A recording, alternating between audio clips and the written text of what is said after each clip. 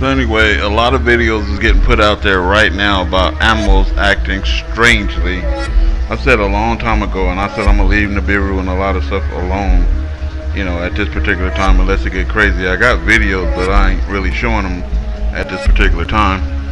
But I'm watching these animals going nuts, and I believe that the magnetic field is actually really screwing with these animals, and they doing all kind of crazy stuff.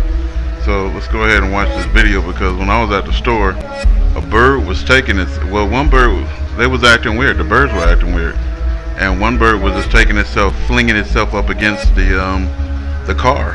It just bam, bam, bam, and lo and behold, I found another video of a bird doing that at someone else's house.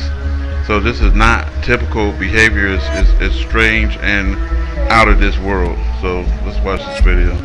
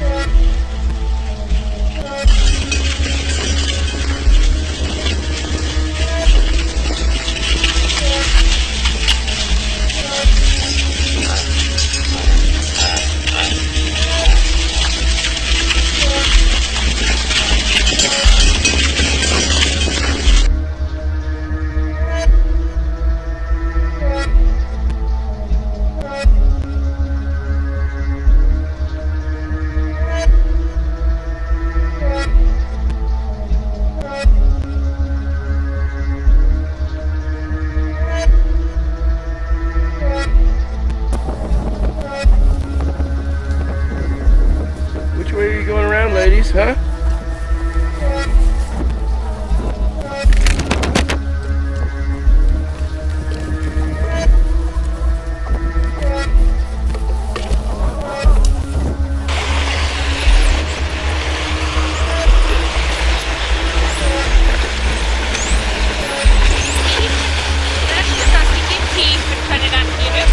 Ik vermoed de wasgang nu uit toe.